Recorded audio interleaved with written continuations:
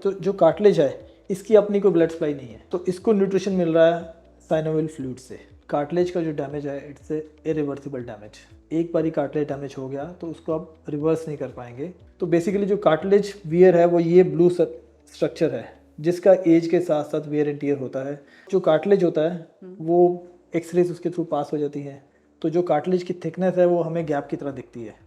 लेकिन जब आर्थराइटिस होगा और कार्टिलेज घिस जाएगा, पतला हो जाएगा, तो हमें एक्सरे में ऐसे लगेगा जैसे उस नी का गैप कम हो गया। हम अपने जॉइंट को मूव करते हैं तो बाय डिफ्यूजन जितना हम नी को मूव करेंगे या किसी भी जॉइंट को मूव करेंगे, वो जो फ्लूइड है उसमें से न्यूट्रिएंट्स बाय डिफ्यूजन कार्टिलेज में जाएंगे। सेहतनामा में आज हम बात करेंगे घुटनों की सेहत पर। आज का दौर ऐसा हो चुका है कि आप घुटने बदलवाने की सर्जरी, जो नी रिप्लेसमेंट की सर्जरी, बड़ी नॉर्मलाइज कर दी गई है और अक्सर हम अपने आस पड़ोस में देखते हैं कि फलाने के घुटने की सर्जरी हुई है, नी रिप्लेसमेंट हुई है। तो इतना कॉमन क्यों हो गया और क्यों इतने घुटने ख़राब हो रहे हैं? सालों पहले तो ऐसा नहीं सुना जाता था। तो आज इस पर बात कि क्या घुटने ख़राब होने से बचा सकते हैं कि नी रिप्लेसमेंट की नौबत ही ना आए। Senior orthopaedician doctor हरजोबन Singh ji हमारे साथ हैं, देश विदेश में काम कर चुके हैं, उनसे बात करते हैं। Welcome sir. नमस्ते जी। जो मैंने कहा कि सालों, शायद आज से 15-20 साल पहले तो इतना कॉमन नहीं था नी रिप्लेसमेंट सर्जरी। इतनी कॉमन क्यों होगी और क्यों इतनी नॉर्मलाइज हो चुकी है? बड़ा आसानी से कह दिया जाता है कि घुटने बदलवाने की सलाह डॉक्टर ने दी है। तो क्या घुटने खराब होने से बचाए जा सकते हैं? क्या इस नौबत से बच सकते हैं कि नी रिप्लेसमेंट की नौबत ना आए? देखिए, नी रिप्लेसमेंट आपने सही कहा कि नी रिप्लेसमेंट आजकल बहुत कॉमन हो चुकी है and it's a house hold name. आजकल आप देखेंगे अपने घर परिवार में, दोस्तों में, आपको कोई ना कोई मिल जाएगा जिसके परिवार में किसी न किसी ने नी रिप्लेसमेंट कराई होगी या कराने के बारे में सोच रहा होगा। तो ये ऐसा क्यों हुआ है, ये बहुत ही इम्पोर्टेंट क्वेश्चन है जिसका आंसर हम सबको खोजना चाहिए। और इसका एक कारण ये भी है कि नी का आर्थराइटिस आजकल बहुत बढ़ गया है। नी का arthritis, knee pain. Arthritis basically होता क्या है, नी के कार्टिलेज की लाइनिंग जो होती है नी की, उसका वियर एंड टियर को हम आर्थराइटिस बोलते हैं। Traditionally arthritis was known to be a age dependent disease. हाँ, पहले ये कहा था उम्र कि के साथ साथ जब बढ़ती उम्र होगी तो बुढ़ापे में आपका नी का कार्टिलेज खराब हो जाएगा, नी की लाइनिंग खराब हो जाएगी, उसको हम आर्थराइटिस बोलते थे। और इस प्रॉब्लम से सिर्फ ओल्ड एज में ही हम जूझते थे और पहले इसका रिप्लेसमेंट सोल्यूशन इतना अच्छा नहीं था। आज से 25-30 साल पहले ये सर्जरीज इतनी कॉमनली नहीं होती थी, उनके रिजल्ट इतने अच्छे नहीं थे। लेकिन with the evolution of treatment, with the evolution of new techniques, तो रिजल्ट्स रिप्लेसमेंट सर्जरी के अच्छे होने लगे और पीपल स्टार्टेड गेटिंग सॉल्यूशंस। तो they experimented with it, they found good relief and that's how this, ये जो एक रिप्लेसमेंट प्रोसीजर है ये फेमस होता गया। बट आज का मुद्दा ये नहीं है कि हम रिप्लेसमेंट क्यों कर रहे हैं, हम इसको तो करने ये चाह की रहे नौबत हैं, क्यों हो रही है। सेहतनामा के जरिए हम लोगों को अवेयर करना चाहते हैं कि आप अपने घुटने इस तरह से रखिए, उनकी देखभाल ऐसे करिए कि आपको नी रिप्लेसमेंट की नौबत ही ना आए, तो सर्जरी की वही नौबत मैं ही कहना ना आए। चाहता हूँ कि रिप्लेसमेंट ज़्यादा हो रही है, क्यों हो रही है, हम उस पर बात नहीं करेंगे। हम इस पे बात करेंगे कि रिप्लेसमेंट ना करनी पड़े उसके लिए हम ऐसा क्या करें, अपने डे टू डे लाइफ में क्या करें, अपने लाइफस्टाइल को कैसे बदलें जिससे कि हम रिप्लेसमेंट से बच सकें या फिर अपने उसको डिले कर सकें। बिल्कुल। अच्छा, ये कार्टिलेज खराब हो जाता है तब नी रिप्लेस करना पड़ता है, तो सबसे पहले कार्टिलेज क्या है? देखिए, कार्टिलेज अगर हम इस नी जॉइंट के नॉर्मल मॉडल को देखें, ये एक नी जॉइंट का नॉर्मल मॉडल है जिसमें नीचे की लेग बोन है, ये थाई बोन है, ये कार्टिलेज जो ब्लू कलर का आप देख रहे हैं ये कार्टिलेज की कवरिंग है। ये हमारे नॉर्मल जॉइंट की कवरिंग होती है जिससे कि एक दो हड्डियों के बीच में एक स्मूथ सरफेस है जिस पे वो मूवमेंट पॉसिबल है। और इसके बीच में आप लिगामेंट्स देखेंगे, बीच में कुशंस देखेंगे, मेनिस्कस जिसको हम बोलते हैं।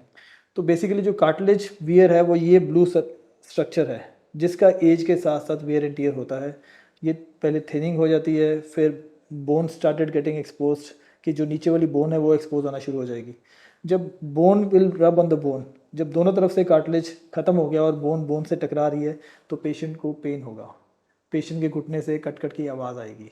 अच्छा। और जॉइंट में स्टिफनेस होगी, जॉइंट की मूवमेंट इतनी स्मूथ नहीं रहेगी। तो उसको हम कॉमन भाषा में बोलते हैं कि इसमें एक चीज और बताइए, वो ग्रीस कहाँ होता है जिसको कहते वही हैं? मैं बोलने वाला था कि कॉमन भाषा में हम बोलते हैं कि घुटने की ग्रीस कम होगी। तो ग्रीस का मतलब वही है कि जो लाइनिंग कार्टिलेज है, अलग स्मूथ चीज लाइनिंग, होती है और ग्रीस अलग चीज होती है। हमारे घुटने में दो चीज़ें हैं, एक तो ये स्मूथ लाइनिंग है और उसके बीच में लुब्रिकेशन के लिए फ्लूइड होता है जिसको हम साइनोवियल फ्लूइड बोलते हैं। ये दोनों चीज़ों का कॉम्बिनेशन जो है इट प्रोवाइड स्मूथ मूवमेंट, कि हमारी जो मूवमेंट है जॉइंट की वो स्मूथली हो पा रही है, मतलब कार्टिलेज भी जरूरी है और साइनोवियल फ्लूइड भी जरूरी है। ओके, तो जिसे हम कॉमन भाषा हाँ में जी, ग्रीस कहते हाँ हैं। जी। तो ये जो जॉइंट में वेयर एंड टियर हो रहा है, अब इसमें देखिए, इसमें you can see some spots, है ना, नीचे से बोन एक्सपोज है, तो कार्टिलेज का यहाँ पे वेयर एंड टियर हो रहा है, अच्छा, यहाँ कार्टिलेज घिस रहा है। घिस रहा है। यहाँ पे साइनोवियल फ्लूइड होगा भी, प्रेजेंट नॉर्मली भी होगा, तो भी क्योंकि कार्टिलेज की लाइनिंग स्मूथ नहीं है तो वो मूवमेंट इतनी स्मूथ नहीं होगी, तो पेशेंट को पेन होगा। तो इसी को हम आर्थराइटिस बोलते हैं, जब पूरा का पूरा कार्टिलेज घिस जाता है, जब बोन पूरी एक्सपोज हो जाती है तो उसको हम बोलते हैं नी का आर्थराइटिस। तो ये जो नजर आ रहा है इसमें इसमें नी आर्थराइटिस नजर आ रहा है, जिसमें कार्टिलेज पूरी तरह से घिस चुका है। तो ये हम मॉडल के माध्यम से देख रहे हैं, बट कॉमनली हम पेशेंट्स के एक्सरे कराते हैं। तो एक नॉर्मल नी जॉइंट में हम एक दोनों तरफ बोन्स के बीच में गैप देखते हैं जो प्रेजेंट होता है, बिकॉज जो कार्टिलेज होता है वो एक्सरेज उसके थ्रू पास हो जाती हैं, तो जो कार्टिलेज की थिकनेस है वो हमें गैप की तरह दिखती है। लेकिन जब आर्थराइटिस होगा और कार्टिलेज घिस जाएगा, पतला हो जाएगा, तो हमें एक्सरे में ऐसे लगेगा जैसे उस नी का गैप कम हो गया है, मतलब दोनों बोन्स मिली हुई है, एक दूसरे के वो, पास वो आ रही एक्सरे में नजर आ हाँ जी, जाता वो है। एक्सरे में नजर आएंगी, ये हम बोलेंगे गैप खत्म हो गया है, तो उसको हम बोलेंगे आर्थराइटिस। तो एक्सरे के माध्यम से हम डायग्नोज करते हैं कि कार्टिलेज का जो वियर है वो हो चुका है, बोन बोन से टकरा रही है और पेशेंट को पेन एंड स्टिफनेस हो रहा है। तो ये वजह होती है आर्थराइटिस की कि घुटनों में जो गैप खत्म हो जाता है। ये वजह नहीं है, ये मतलब इसकी पैथोलॉजी है कि क्या हो रहा है एक्चुअली। वजह एक तो कॉमन वजह थी कि एज बढ़ती एज के साथ ये वेयर एंड टियर होगा, इट्स पार्ट ऑफ एजिंग।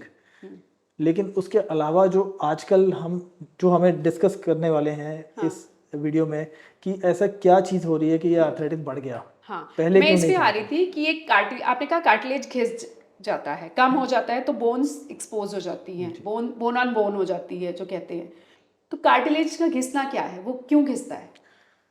देखिए, कार्टिलेज एक तो ये पार्ट ऑफ एजिंग है कि एज के साथ साथ हमारा शरीर का हर अंग जो है उसमें से सेल्स का लॉस हो रहा है, वेयर एंड टियर हो रहा है, तो कार्टिलेज का भी हो रहा है, एक वो चीज़ है। लेकिन उसके अलावा जो और फैक्टर्स हैं जो आज की डेट में कॉमन हो गए हैं, एक हो गया कि हमारा सीडेंटरी लाइफस्टाइल, जो कार्टिलेज होता है ना, मूवमेंट कम है हाँ हमारे मूवमेंट बॉडी कम में। है, तो जो कार्टिलेज है इसकी अपनी कोई ब्लड सप्लाई नहीं है, अच्छा, तो इसको न्यूट्रिशन मिल रहा है साइनोवियल फ्लूइड से।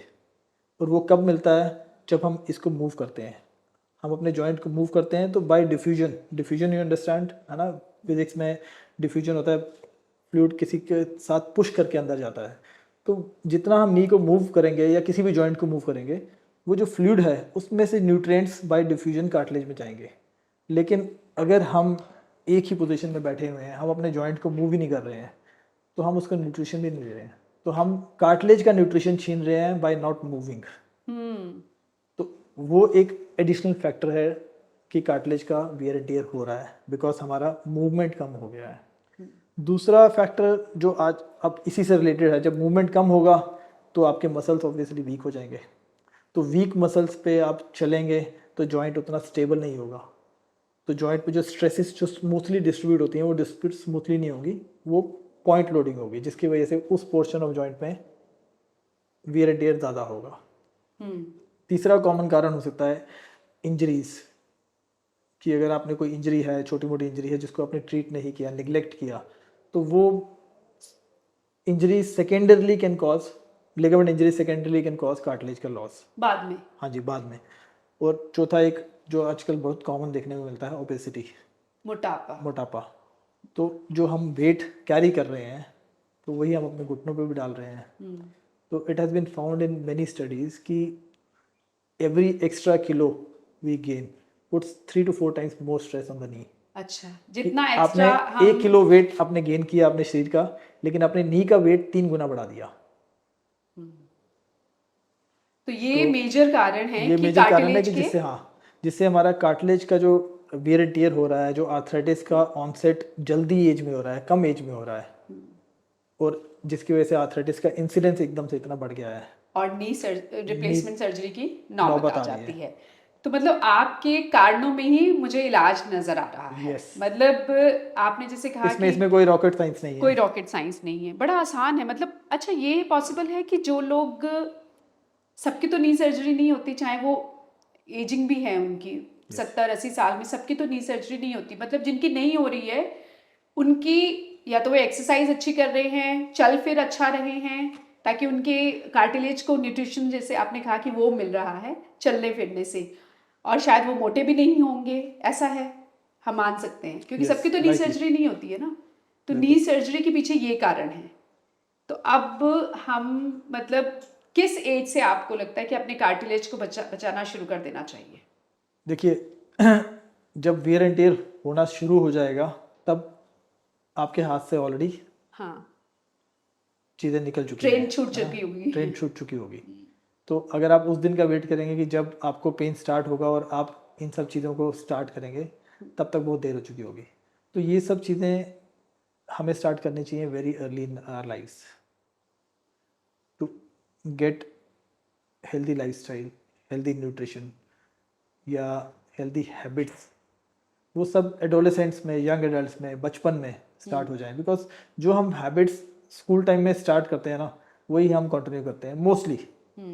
हैबिट्स डोंट चेंज, ये आपने भी देखा होगा, मैंने भी देखा है, हम सब जो हम एक लाइफस्टाइल फॉलो करते हैं फिर वही चलता है आगे। मतलब आप 30s में हैं, 20s में हैं, आप कोई ना कोई एक्सरसाइज करिए, और बहुत ज़रूरी है लेकिन कि इसको शुरू करने की कोई एज नहीं होती। जिस दिन आपको समझ आ जाए या पता चल जाए इसके बारे में, या आज भी जो लोग ये हाँ, वीडियो देख रहे हैं वो शुरू कर सकते हैं।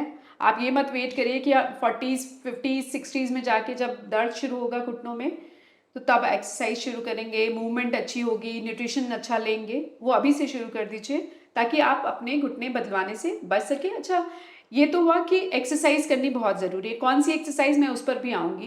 कार्टिलेज क्या कुछ खाने से भी बढ़ता है? और वो जो ग्रीस है वो कुछ खाने की ऐसी देखो, चीजें हैं जिससे बढ़ता है? Healthy nutrition definitely helps. Cartilage, as I said कि पहले हमें एवेस्कुलर स्ट्रक्चर है कि अपनी कोई ब्लड सप्लाई नहीं है। तो मोर और लेस ट्रेडिशनल टीचिंग जो हमारी होती थी वो ये थी कि कार्टिलेज का जो डैमेज है it's a irreversible damage.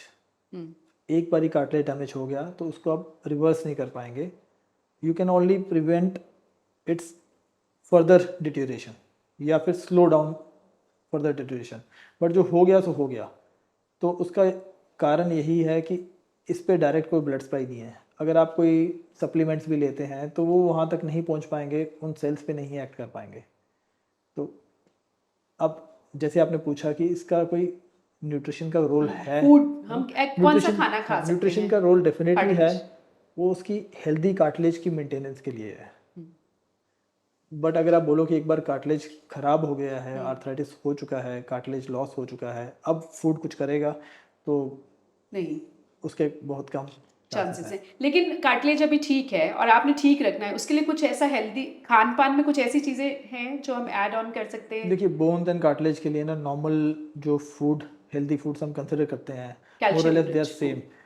Calcium rich होना चाहिए, विटामिन डी सफिशिएंटली प्रेजेंट होना सनलाइट का चाहिए, एक्सपोजर सनलाइट जो और अब नहीं है। Fortified foods. Vitamin D you can get through fortified foods, you can get through supplements.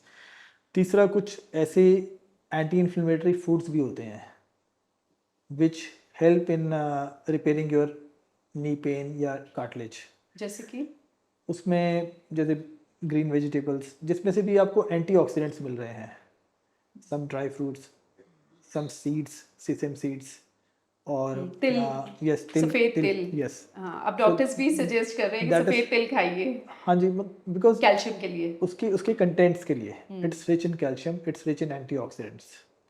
तो vitamin C rich foods like pineapple, lemon juice, मौसमी, संतरा, आंवला, so all these contain some antioxidants which help repair that cartilage.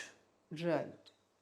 तो अब ये कितना उस पर फर्क पड़ता है, that's a question, but it will not cause any harm, it will only help. तो अच्छा न्यूट्रिशन डेफिनेटली हेल्प्स। कुछ हल्दी एक्सट्रैक्ट्स आजकल हमारी बड़ी सारी एलोपैथिक मेडिसिन में, आयुर्वेदिक मेडिसिन में, स्पेशली जो आर्थराइटिस की मेडिसिन हैं, you will see more than 80% of them contain healthy extracts, curcumin extracts. तो अगर आप नेचुरली उसको अपनी डाइट में, हल्दी को। हाँ, जो हमारी इंडियन डाइट में नेचुरली भी होता है, बिल्कुल। तो that also helps anti inflammatory. Anti inflammatory. Right, ये तो हुई डाइट की बात। अब अपने कार्टिलेज को सही रखने के लिए क्या किया जाए? जैसे हमने उसके कारण जाने थे कि ये खराब क्यों हो हाँ, रहा पर है, अब उन्हीं कारणों में इसका उत्तर भी छुपा हुआ है बिल्कुल। कि अगर आप अपना वेट कंट्रोल कर सकते हैं, वेट को बढ़ने ना दें, अपने बीएमआई को बढ़ने ना दें। ट्रेडिशनली, हाँ mass जी, बॉडी मास index। इंडेक्स जो होता है हमारी इंडियन पॉपुलेशन के लिए, आइडियल बॉडी मास इंडेक्स पाया गया है 19.5-20 से लेके अराउंड 23.5 to 24। तो अगर आपका बीएमआई उसके अंदर है, that means you have control your weight according to your height. तो यू हैव ऑलरेडी, आपने एक स्ट्रेस को अपने जॉइंट से हटा दिया कि यू आर नॉट ओवरवेट। दूसरा होता है डूइंग सम रेगुलर एक्सरसाइज, जिससे आप अपने मसल्स को हेल्दी रखते हैं। और दूसरा, हमने एक्सरसाइज का एक बेनिफिट ये भी जाना कि जब आप जॉइंट को मूव करते हो तो आपके ही साइनोवियल फ्लूइड से उस जॉइंट को न्यूट्रिशन मिलता है। तो movement gives you two benefits, it gives more nutrition to your joint, आपके जॉइंट को ज़्यादा न्यूट्रिशन मिल रहा है, और आपके मसल्स भी ज़्यादा स्ट्रांग हो रहे हैं, जो कि जॉइंट को स्टेबल रखने में आपकी हेल्प कर रहे हैं। कार्टिलेज के लिए कुछ खास एक्सरसाइजेस हैं जिनसे कार्टिलेज स्ट्रांग रहे? देखिए, एक्सरसाइज हर जॉइंट के लिए, जो जॉइंट का एक्शन होता है, जो जॉइंट का प्लेन ऑफ मूवमेंट है, उसी को आप सिंपल, जैसे एल्बो है, इसका ये फ्लेक्शन है, ये एक्सटेंशन है, तो यही नी का एक्सटेंशन है, फ्लेक्शन है। तो जो प्लेन ऑफ मूवमेंट जॉइंट का है, उसी को बार बार रिपीटेटिवली करते हो तो वो उस जॉइंट की एक्सरसाइज बन जाती है। अगर उसको आप विद वेट करते हो तो वो रेजिस्टिव ट्रेनिंग बन जाती है, कि वो आपकी मसल स्ट्रेंथ को और बढ़ाने में हेल्प करता है। स्ट्रेंथ ट्रेनिंग हो जाती है। स्ट्रेंथ ट्रेनिंग हो वो जाता कई है। बार कहते हैं ना, आप चाहे 1 किलो का नमक का भी पैकेट है या कुछ और पैर में बांध के हाँ आप जी, उससे हाँ भी जी। एक्सरसाइज शुरू कर सकते बिल्कुल। हैं। बड़ा आसान है, वो घर में ही की जा आप घर में सकती कर सकते हैं। है। हाँ, और जो अगर जिम जाके कर रहे हैं वो तो अच्छी बात है, वेट Yes, ट्रेनिंग कर रहे हैं। हाँ जी। और इसके अलावा देखिए, एक तो हो गया आपने वेट कंट्रोल किया, एक आपने एक्सरसाइज, जिसके दो फायदे हमने गिने कि जॉइंट का न्यूट्रिशन मिल रहा है, आपका मसल्स हेल्दी हो रहे हैं, स्ट्रांग हो रहे हैं।